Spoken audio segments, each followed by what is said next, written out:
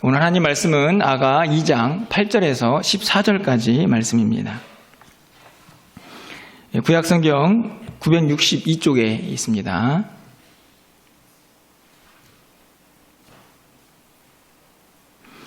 아가 2장 8절에서 14절까지의 말씀을 한 절씩 교독하고 마지막 14절은 함께 읽겠습니다.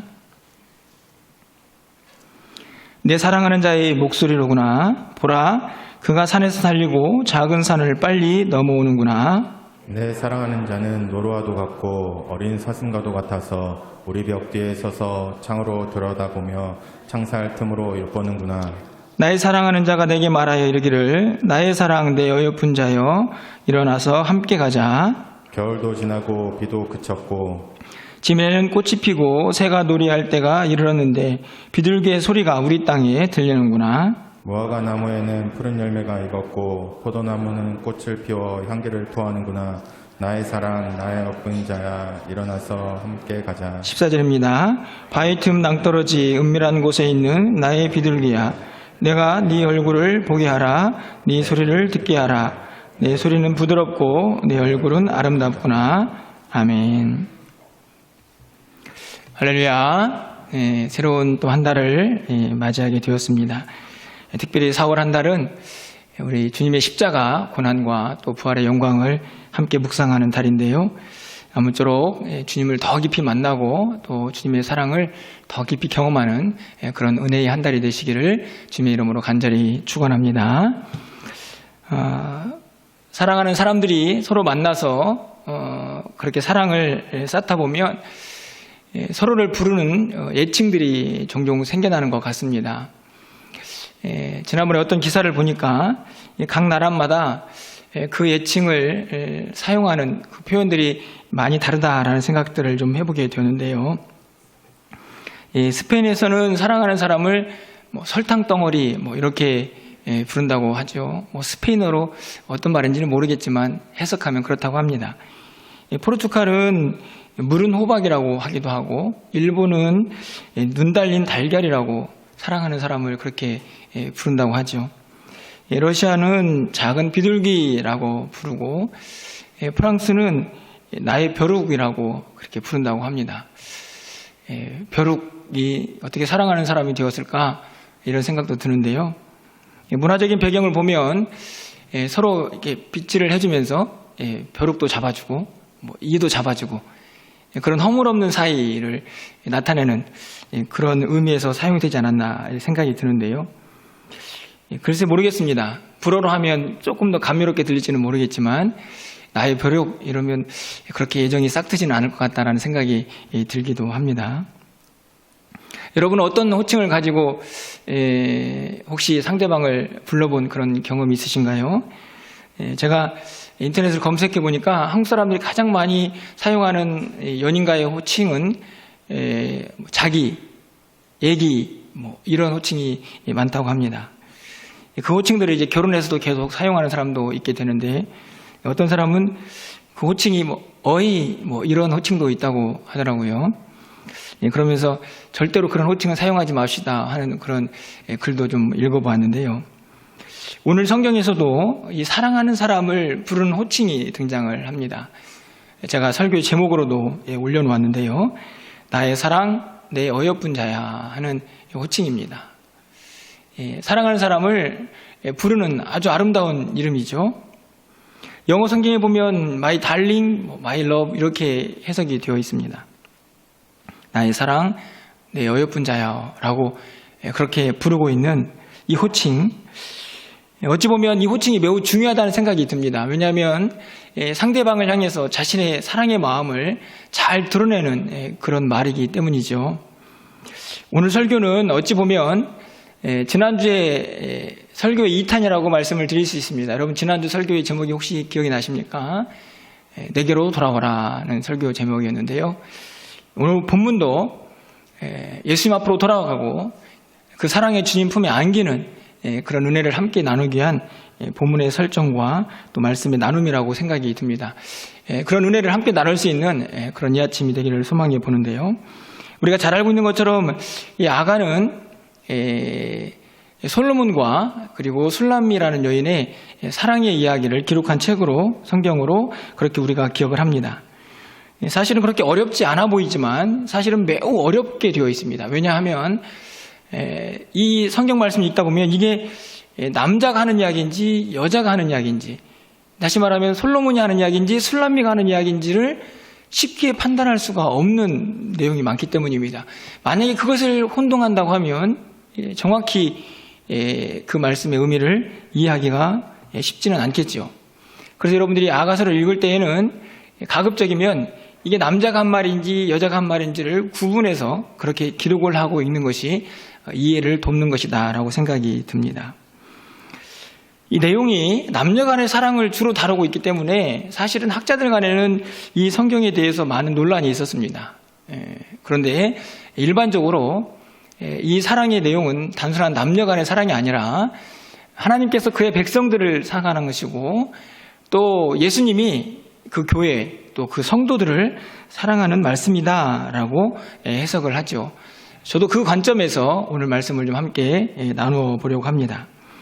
이 말씀을 통해서 예수님께서 우리를 어떻게 사랑하시고 그 사랑의 마음은 우리에게 어떻게 전달이 되고 있는지 함께 좀 깨닫고 그 은혜를 누릴 수 있었으면 좋겠다 생각이 듭니다. 가장 먼저 이 사랑하는 이들의 관계가 어떻게 설정이 되었는가 하는 것을 좀 찾아보려고 합니다. 2절 말씀을 가서 보시면요, 여자들 중에 내 사랑은 가시나무 가운데 백합화 같도다, 이렇게 기록이 되어 있습니다. 한번 질문을 드려볼까요? 자, 2절은 남자가 한 말일까요? 여자가 한 말일까요? 네, 별로 어렵지 않습니다. 이런 성경 구절은 아주 쉽죠. 분명히 보면 여자들 중에 내 사랑은, 여자들을 보고 있습니다. 그 안에 내 사랑이 있죠. 그럼 누가 보고 있는 것일까요? 남자가 보고 있는 거죠. 남자가 볼 때에 내 사랑은 가시나무 가운데 백합화 같다, 이렇게 되어 있습니다. 얼마나 사랑스러운지 다른 사람들은 다 가시나무 같고 그 안에 있는 내 사랑만큼은 백합화 같다라고 그렇게 표현이 되어 있습니다. 그러면 3절은 어떨까요? 우리 3절 말씀 보겠습니다. 남자들 중에 나의 사랑하는 자는 숲을 가운데에 사과나무 같구나. 자, 이것은 여자가 한 말일까요? 남자가 한 말일까요? 예, 당연히 여자가 한 말이겠죠. 제가 질문을 어리석게 하고 있습니다. 남자들 중에 라고 하니까 여자의 시선으로 봅니다. 남자들 중에 나의 사랑하는 자는 숲을 가운데, 많은 숲풀이 있지만 그 가운데 사과나무처럼 독특한 존재입니다. 그런데 그 가운데에서 그 그늘 아래 내가 앉아서 쉬고 기쁨을 누리고 열매도 누린다라는 말씀을 기록을 하고 있습니다. 그러니까 이 2절과 3절을 보면 남자도 여자도 상대방을 향하여 어떤 마음을 가지고 있는가 하는 것을 너무나 잘 알 수가 있죠. 그래서 이런 호칭이 등장을 하는 것입니다. 10절 말씀을 보면 나의 사랑하는 자가 내게 말하여 이르기를 나의 사랑 내 어여쁜 자야 일어나서 함께 가자. 자, 이 말씀을 보면요, 나의 사랑하는 자가 내게 말했다라는 말은 여자의 이야기죠. 나의 사랑하는 자라고 여자가 남자에 대해서 사랑을 고백합니다. 이 남자가 이 여자에게 이렇게 얘기합니다. 나의 사랑 내 어여쁜 자야 일어나 함께 가자, 이렇게 이야기를 하고 있습니다. 여기에서 호칭이 등장을 하죠. 나의 사랑하는 자, 그리고 나의 사랑 내 어여쁜 자, 모두가 사랑하는 상대방을 향해서 자신의 마음을 표현하고 있는 아주 아름다운 표현들입니다. 자, 그런데 이 서로를 향한 사랑의 관계, 그것은 그 단계에서 머무르지 않고 한 단계 더 발전을 하게 되는데요, 그것이 16절 상반절에 기록이 되어 있습니다. 상반절 말씀을 보면 내 사랑하는 자는 내게 속하였고 나는 그에게 속하였도다. 네, 사실은 매우 놀라운 고백이죠. 단순하게 나는 당신을 사랑합니다, 나도 당신을 사랑합니다의 그런 고백 정도가 아니고 16절에서는요 이미 그 사랑의 단계를 뛰어넘어서 소속, 더 쉽게 말하면 소유의 개념까지 발전을 합니다. 나는 당신에게 속하였고 당신은 나에게 속하였다. 이걸 좀 더 쉽게 말하면 그냥 당신은 내 겁니다 라고 하는 그런 표현이라고 말씀을 드릴 수 있습니다. 이 표현이 놀라운 이유는 무엇일까요? 사실 우리가 누군가에게 소속되고 어딘가에 속한다라고 할 때 그것에 대한 압박감, 거부 반응이 있습니다. 왜냐하면 자유롭고 싶은데 누군가에게 속해졌다는 것은 굉장히 많은 자유의 박탈을 의미하는 경우가 있기 때문이죠. 그런데 오늘 본문을 보십시오. 나는 그 사람에게 속했고 그 사람은 나에게 속했다라는 이 말을 너무나 행복하게 표현하고 있습니다. 너무 사랑하기 때문에 서로를 향하여 소유의 개념으로, 소속의 개념으로 넘어가도 전혀 거부감이 없는 것이죠. 저는 이 표현이 사랑의 힘이다라고 생각이 듭니다. 자기 자유가 좀 박탈이 되어도 그 안에서 조금 불편함이 있어도 사랑하기 때문에 언제든지 그 불편을 감수할 수 있는 그런 용기가 이 사랑 안에 생겨나는 것이죠. 여러분, 제가 오늘 읽어드린 이 구절들이 단순하게 남녀의 관계 속에서 이루어진 사랑이라고 하면 우리는 거기에서 더 이상 말씀을 살펴볼 필요가 없겠지만 사실은 이 말씀은 결국 우리를 향한 주님의 마음이고 주님의 사랑이다라고 생각이 듭니다. 왜 그렇습니까? 오늘 주님께서도 우리를 이렇게 부르셨기 때문입니다. 이사야 62장 4절 말씀을 가서 보시면 다시는 너를 버림받은 자라 부르지 아니하며 다시는 내 땅을 황무지라 부르지 아니하고 오직 너를 헵시바라. 이 헵시바가 무슨 뜻입니까? 당신은 나의 기쁨이다. 하나님께서 이스라엘 백성들을 헵시바 이렇게 불러주시죠. 뿐만 아니라 뷸라라고 이야기합니다. 이것은 결혼 관계를 의미하는 단어인데요. 결국 무엇을 의미합니까? 그 백성들이 하나님의 기쁨이 되고 또 하나님과의 결혼 관계가 형성된 것처럼 그렇게 친밀한 관계를 유지하는 그런 백성들이 될 것을 분명하게 말씀을 하고 계시죠. 오늘 본문에서 나의 사랑 그리고 내 어여쁜 자야 라고 하는 이 음성이 고스란히 또 다른 성경 구절을 통해서 그 백성들에게, 그 자녀들에게 들려지고 있다는 말씀입니다. 그런 의미에서 이 음성도, 이 말씀도 오늘 우리에게 그대로 적용이 가능하다고 생각이 드는 것입니다. 오늘 예수님께서도요, 이와 같은 속함의 의미를 분명하게 우리에게 가르쳐 주죠. 요한일서 4장 2절 말씀을 보면 이렇게 기록이 되어 있습니다. 이로써 너희가 하나님의 영을 알지니 곧 예수 그리스도께서 육체로 오신 것을 시인하는 영마다 하나님께 속한 것이요. 단순하게 예수님을 믿는다라는 개념을 뛰어넘어서 예수님이 우리를 사랑한다라는 개념을 뛰어넘습니다. 우리는 하나님께 속한다의 개념으로 가죠. 사실은 오늘 본문 16절에도 마찬가지 아닙니까? 내 사랑하는 자, 내가 그 사람에게 속했고 그 사람이 나에게 속한다라는 표현을 거침없이 쓸 수 있는 게 사랑의 힘입니다. 오늘 주님께서도 우리에게 말씀하시고 또 우리에게 가르쳐 주시죠. 예수 그리스도를 믿는 자, 그 믿음 안에는 하나님께 속하는 그 놀라운 영적 변화가 일어나게 됩니다. 뿐만 아니라 요한복음 14장 20절 말씀을 보면 이렇게 기록이 되어 있습니다. 이 구절은 우리 좀 함께 읽어보도록 하겠습니다. 읽겠습니다. 그날에는 내가 아버지 안에, 너희가 내 안에, 내가 너희 안에 있는 것을 너희가 알리라. 할렐루야. 여러분, 이 구절을 보십시오. 내가 예수님 안에, 예수님이 내 안에. 그러니까 단순한 사랑의 개념이 아니고 소속의 개념으로 넘어가서 존재의 일치, 연합을 의미하는 성경 구절입니다. 그런데 이런 일치를 경험하면서도 답답해하지 않죠. 행복해합니다. 그것이 사랑의 힘이고, 오늘 당신은 내게 속했고 나는 당신에게 속했습니다 라고 말하는 이 16절의 말씀과 오늘 주님께서 너는 내 안에 나는 네 안에 라고 하시는 말씀과 저는 정확히 일치한다고 생각이 듭니다. 그렇게 소속이 되어도 그 안에서 기쁨을 누릴 수 있는 존재가 바로 우리들이라는 사실이죠. 왜 그렇습니까? 내가 사랑하는 그분과 하나가 되었기 때문입니다. 여러분, 바라기는요, 이 사랑이 우리를 얼마나 행복하게 하는지, 주님과 함께 이렇게 하나가 되는 것이 우리를 얼마나 기쁘게 하는지, 우리를 너무나 설레게 하는지, 얼마나 설레게 하는지 여러분이 다시 한번 그 사랑의 힘을 회복할 수 있는 이 아침이 되기를 간절히 소망합니다. 여러분의 가슴을 다시 살아 숨쉬게 하고 다시 생명력 있게 하는 힘이 이 사랑 안에 있습니다. 왜 그렇습니까? 주님이 우리 안에 이미 계시기 때문이죠. 우리가 주님 안에 계시기 때문입니다. 그분과 사랑으로 온전히 하나가 되었기 때문에 그 은혜를 누릴 수 있어야 한다는 말씀입니다. 그런데 이 사랑하는 이가요, 우리를 향하여 간절한 소망이 하나 있음을 우리는 발견을 하게 됩니다. 그것이 무엇입니까? 오늘 8절 말씀을 보면요, 내 사랑하는 자의 목소리로구나. 보라, 그가 산에서 달리고 작은 산을 빨리 넘어오는구나. 사랑하는 사람이 이 사랑하는 여인을 만나기 위해서 막 정신없이 달려오고 있습니다.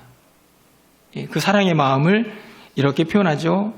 오늘 10절과 13절에 있는 말씀인데요, 우리 13절 하반절 말씀에 이렇게 기록이 되어 있습니다. 나의 사랑, 나의 어여쁜 자야, 일어나서 함께 가자. 이렇게 권면을 하죠. 사랑하는 사람이 이 사랑하는 사람을 만나기 위해서 막 정신없이 달려왔습니다. 그리고 이렇게 이야기합니다. 함께 가자. 저는 이 함께라는 단어가 매우 중요하다고 생각이 듭니다. 왜 함께 가자고 할까요? 사랑하기 때문이죠. 왜 이렇게 급하게 산을 넘고 물을 건너서 이렇게 빨리 달려오고 있습니까? 그 사람을 만나고 싶어 하기 때문입니다. 그래서 외치죠. 그래서 이렇게 말합니다. 나의 사랑, 나의 어여쁜 자야, 일어나서 함께 가자. 여러분 14절 말씀을 가서 보시면요, 이 사랑하는 이의 마음이 더 간절하게 드러나 있습니다.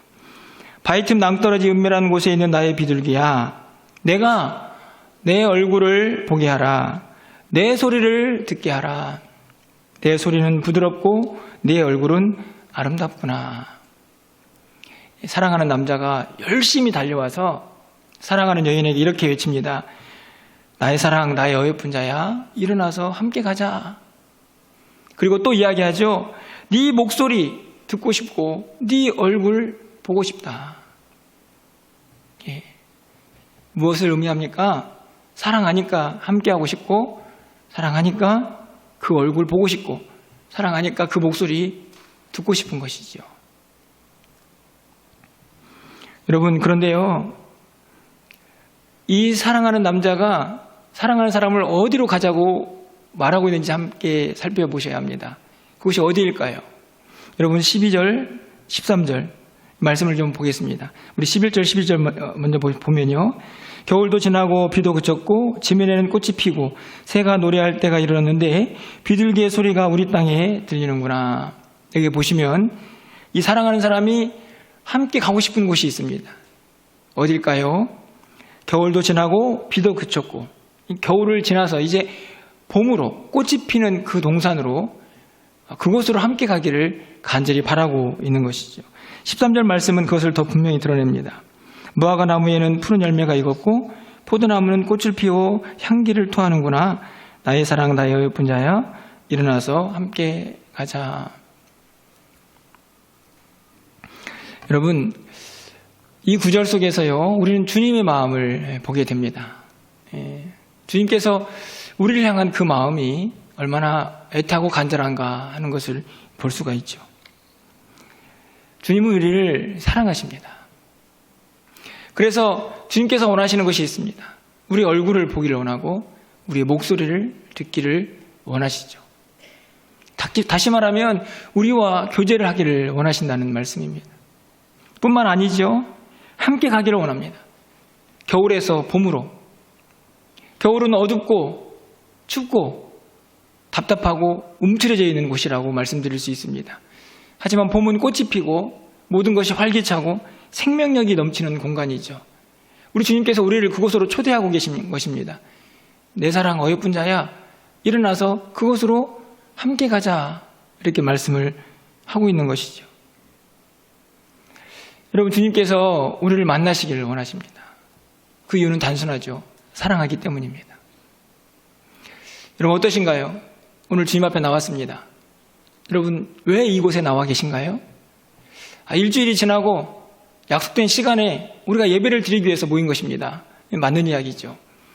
하지만 정말로 중요한 이유가 있다고 하면 그것은 주님이 우리를 만나시기를 원하시기 때문입니다. 우리 얼굴을 보기를 원하시고 우리의 목소리를 듣기를 원하시죠. 우리가 찬양합니다. 아무런 맥락도 없이 그냥 입술에 그냥 붙어있는 가사의 고백이 아닙니다. 우리의 마음의 중심에 사랑의 고백이 되어야 하죠. 우리가 부른 찬양의 가사에 보면 95장에서 늘 아심만 뿐일세. 그렇게 부르고 만나고 교제해도 사랑하기 때문에 늘 아쉬운 마음이 드는 것이 사랑하는 사람과의 관계에서 우리가 나타낼 반응들이죠. 여러분 어떠신가요? 주님과 그런 깊은 영적인 교제를 나누고 계십니까? 주님 앞에 나와서 예배하는 그 일, 그것이 얼마나 주님에게 기쁨이 되고 또 우리 마음속에 기쁨이 되는지를 여러분 그것을 느끼고 깨닫고 계십니까? 오늘 주님께서 우리에게 말씀하십니다. 야, 일어나서 좀 함께 가자. 어둡고 침침하고 움츠려 있는 그곳이 아니라 이제 좀 생명력 있고 활기가 넘치고 꽃이 피고 열매가 맺는 그 봄으로 함께 가자고 우리에게 말씀을 하고 계십니다. 여러분은 지금 어디에 계십니까? 겨울인가요? 봄인가요? 예. 우리의 계절이 지금 4월을 맞이했습니다. 우리의 시기는 분명 봄을 맞이하고 있죠. 그런데 우리의 영적인 봄이 왔습니까? 어떠신가요? 여러분 마음속에 정말 주님이신 그 놀라운 기쁨과 감사, 그 생명력이 넘쳐나고 있습니까? 주님의 사랑이 여러분에게 느껴지고 있습니까? 주님이 얼마나 우리를 사랑하시는지, 우리 안에서 주님께서 어떻게 역사하시는지 그것이 느껴지시나요? 그렇다고 하면 여러분은 정말 봄에 와 계신 것입니다. 하지만 예배를 드려도 기도를 하고 찬양을 해도 여러분 마음속에 아무런 감정과 기쁨이 넘쳐나지 않는다고 하면 여러분 혹시 그곳이 겨울인 아닌지 돌아봐야 하는 것이죠. 주님께서 우리를 달려와서 만나시고 우리의 목소리를 듣고 우리의 얼굴을 보기를 원하시는 이유는 그 봄의 계절에 그 기쁨과 그 활기, 그 생명력을 우리 모두가 함께 누리기를 원하고 계시기 때문입니다. 주님 우리 안에서 역사하실 때 우리는 능히 그 사랑으로 인하여 그 기쁨을 누릴 수가 있기 때문이죠. 그래서 우리에게 말씀하십니다. 사랑하는 자야, 내 어여쁜 자야, 일어나서 제발 좀 함께 가자. 그 겨울이 아니라 우리에게 생명이 있는 그 봄으로 함께 가자고 우리에게 그 사랑하시는 예수님께서 말씀하고 계시는 것이죠. 그 음성에 아멘! 이렇게 순종할 수 있는 저와 여러분이 되시기를 바랍니다.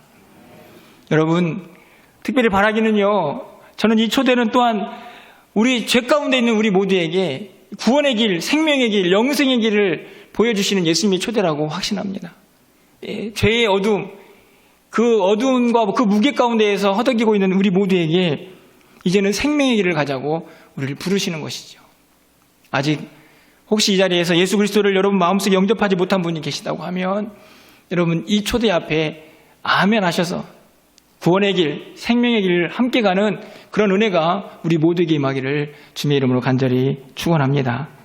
그런데요, 안타깝게도 이 사랑의 관계에는 장애물이 있는 것을 보게 됩니다. 여러분 14절 말씀을 다시 한번 볼까요? 우리 14절 말씀 함께 좀 화면을 통해서 읽어보도록 하겠습니다. 바위 틈 낭떠러지 은밀한 곳에 있는 나의 비둘기야, 내가 내 얼굴을 보게 하라. 내 소리를 듣게 하라. 내 소리는 부드럽고 내 얼굴은 아름답구나. 사실은 개인적으로 매우 어려운 성경 구절이라는 생각이 들었습니다. 문제는 바위 틈 낭떠러지 은밀한 곳에 있는 나의 비둘기라는 표현입니다. 나의 비둘기라는 말은 아까도 설명을 드렸듯이 사랑하는 자에 대한 애칭입니다. 그런데 왜 이 사랑하는 비둘기가 바위 틈 낭떠러지 은밀한 곳에 있는가 하는 생각이죠.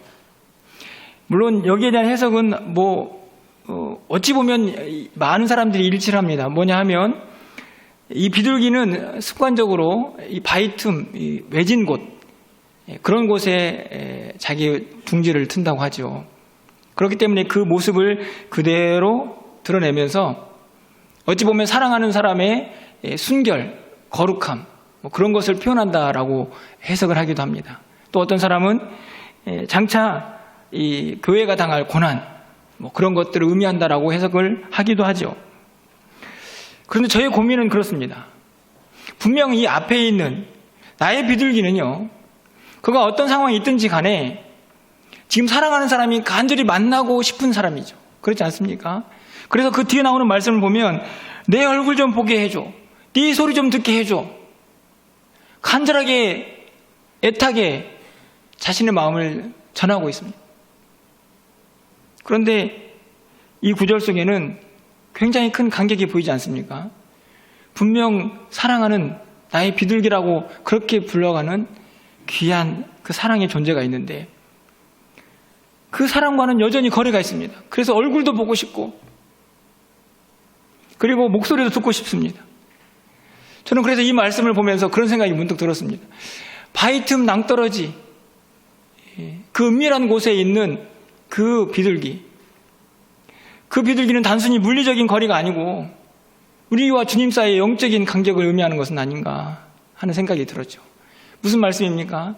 우리가 이미 주님 앞에서 너무나 큰 사랑을 받고 거룩하게 구별된 하나님의 사람들이 되었습니다. 확실하죠? 그런 의미에서 우리는 정말로 거룩한 순결한 비둘기 같은 존재가 된 것은 확실합니다.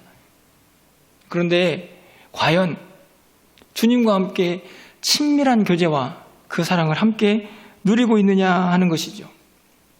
혹시 영적인 단절이 우리 안에 있지는 않습니까? 분명히 그 주님이 우리 안에 있다고 말씀을 하고 있는데 그렇게 가까이 있는 그 주님이 나와는 너무나 먼 거리에 있는 그런 영적인 상태는 아니냐 하는 것입니다. 마치 이 비둘기가 바위틈 낭떠러지 은밀한 곳에 있는 것처럼 그렇게 먼 거리에 있는 주님으로 혹시 우리 가운데 자리 잡고 있지는 않는가 하는 생각이 드는 것이죠. 여러분 어떠신가요? 이미 여러분 안에 계시는 그 주님과 함께 정말 영적인 친밀한 교제가 매일매일 이루어지고 있습니까? 언제든지 내 기도를 들으시고 언제든지 내 고백 가운데 함께 하시며 내 찬양과 내 삶의 모든 영역에서 나를 지키시고 인도하시는 그 신실하신 하나님의 사랑이 여러분과 지금 함께하고 있다는 것이 느껴지십니까? 그 주님께서 여러분의 얼굴을 보고 싶어하고 그 주님께서 여러분의 목소리를 듣고 싶어 한다는 그 사실이 여러분 느껴지시나요? 그것이 느껴지지 않는다면 우리는 정말로 진정한 친밀한 영적인 교제를 나누고 있는지 다시 한번 우리의 모습을 돌아봐야 한다는 것입니다. 뿐만 아니라 이 사랑을 가로막는 또 다른 동물이 하나 등장을 하고 있습니다. 바로 15절에 있는 우리를 위하여 여우 곧 포도원을 허는 작은 여우를 잡으라. 우리의 포도원에 꽃이 피었습니다. 작은 여우가 갑자기 등장을 하죠. 여우는 땅을 파헤치는 습관이 있다고 합니다. 포도원에 들어가서 꽃이 피고 열매를 맺게 하는 그 포도원을 온통 엉망으로 만들어 놓습니다. 그 여우를 좀 잡아라 이렇게 이야기하죠. 무엇을 얘기합니까? 그 사랑의 관계가 깨어지지 않도록 이 여우를 제거하라는 말씀이죠. 그런데 문제는 뭐냐면 작은이라는 표현입니다. 작은. 사실은 이 작은이라는 말에 함정이 있지 않나 생각이 듭니다. 우리에게 함정을 파는 것이죠. 왜냐하면 작다는 말이 그 정도는 뭐 얼마든지 라는 생각을 갖게 합니다. 큰 여우가 온통 포도밭을 헤치고 다니고 있다고 하면 그 여우를 잡아야겠다라는 생각이 들겠지만 작은 여우인데 저 여우가 뭘 할 수 있겠어? 라는 착각을 우리에게 불러일으킬 수 있다는 말씀이죠. 하지만 사랑의 관계는 또 우리의 모든 사람과의 관계에서도 그 관계를 깨트리는 것은 큰 일이 아니라 작은 일인 것을, 매우 사소한 일인 것을 우리는 너무나 잘 알고 있습니다. 죄지요. 하나님과의 관계를 단절시키는 것은 죄입니다. 그 죄가 우리의 마음밭을 온통 혼란스럽게 만들고 헝클어지게 하는 것이죠. 그래서 하나님과의 관계, 그 사랑의 관계를 단절시키고 멀어지게 합니다. 오늘 여인은 이야기합니다. 이 여우를 잡아야 합니다. 그래야만 그 사랑의 관계를 온전히 회복하고 유지할 수가 있기 때문이죠. 여러분, 우리가 뭐 하나님 앞에서 엄청난 큰 죄를 짓습니까? 살인합니까? 뭐 강도하고 절도합니까? 하지만 그것만이 죄가 아니죠. 시기하고 질투하고 미워하고 욕심 피우고 거짓말하고 그 모든 것들이 다 죄입니다. 작지만 하나님과의 관계를 허물어뜨리는 매우 중요한 심각한 죄일 수 있다는 말씀이죠. 그것을 제거해야 하는 것입니다. 그것들로 인하여 우리의 관계가, 하나님과의 관계가 깨어질 수 있기 때문이죠. 여러분, 우리의 모습을 다시 한번 점검할 수 있어야 합니다. 우리가 작다고 무시해버렸던 그 일들이 쌓이고 쌓여서 하나님과의 사랑의 관계가 허물어지고 있는 것은 아닌지, 그 죄 때문에 우리의 마음밭이 온통 엉망이 되어 있는데도 불구하고 별 문제가 없다고 그렇게 신앙생활을 하고 있지는 않은지 우리의 모습을 살필 수 있지 않다는 사실이죠. 마치 하나님과의 영적인 관계가 멀리 떨어져 있는 것처럼, 또 우리 안에 있는 온갖 죄악들이 하나님과의 관계를 단절시키고 있는 것처럼, 하나님을 사랑하는 그 마음에 장애가 되는 그 모든 것들을 제거할 수 있는 용기와 결단이 우리에게 필요하다는 말씀입니다. 그 용기와 의지를 가지고 나의 사랑 내 어여쁜 자여 일어나 함께 가자고 하시는 그 말씀에 아멘할 수가 있게 되는 것이죠. 우리 모두는 한 가지를 분명하게 깨달아야만 합니다. 그것은 다른 것이 아니고 이 사랑을 반드시 회복해야 한다는 사실입니다. 주님이 얼마나 나를 사랑하시는지, 그리고 우리는 그 사랑에 어떻게 반응해야 하는지를 우리가 반드시 깨달아야 한다는 말씀입니다. 그 사랑을 회복하셔야 합니다. 그 사랑의 회복이 우리의 열정을 다시 불타오르게 할 것입니다. 우리의 예배도 다시 기쁘게 할 것이고, 우리의 찬양도 다시 뜨겁게 할 것입니다. 우리의 기도도 더욱 간절하게 할 것이죠. 그 사랑을 다시 회복하셔야 합니다. 주님께서 우리에게 말씀하십니다. 내가 너희들에게 베풀어준 그 사랑은 절대로 끊어지지 않는다. 여러분, 로마서 8장 38절 39절 말씀입니다. 내가 확신하노니 사망이나 생명이나 천사들이나 권세자들이나 현재일이나 장래일이나 능력이나 높음이나 깊음이나 다른 어떤 피조물이라도 우리 주 그리스도 예수 안에 있는 하나님의 사랑에서 끊을 수 없으리라. 그 어떤 것도 하나님께서 예수 그리스도를 통하여 우리에게 베푸신 그 사랑을 끊을 수 없습니다.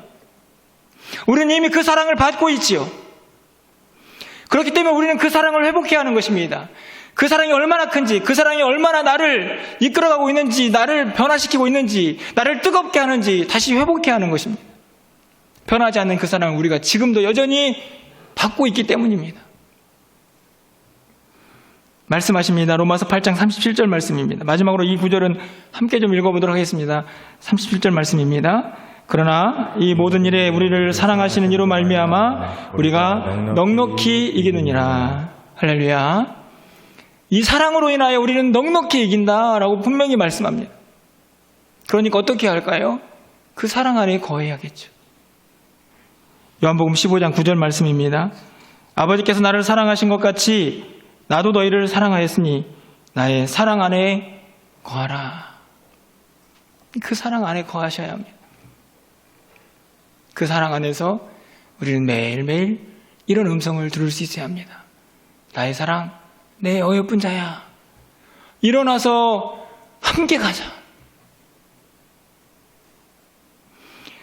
겨울을 넘어서 봄으로, 죽음과 어둠을 넘어서 생명과 희망으로 그렇게 가자고 주님께서 우리를 초대하고 계십니다. 여러분이 지금 있는 곳이 어디인가요? 겨울입니까? 봄입니까? 여러분, 그 자리를 다시 회복하기 위해서 우리는 주님의 그 사랑을 다시 회복해야 합니다. 그 사랑이 우리를 그 자리로 이끌어 갈 것이기 때문이죠. 오늘도 주님의 음성을 들으시기를 바랍니다. 나의 사랑, 내 어여쁜 자야, 일어나 함께 가자. 여러분, 그 사랑 회복하셔서 여러분 안에 거하시는 그 사랑의 안에 거하며 그 사랑 안에서 여러분 하루하루를 힘있고 능력있게 이 세상을 승리하며 이 한 달, 이 한 주간을 살아갈 수 있는 저와 여러분의 삶이 되시기를 주님의 이름으로 간절히 축원합니다.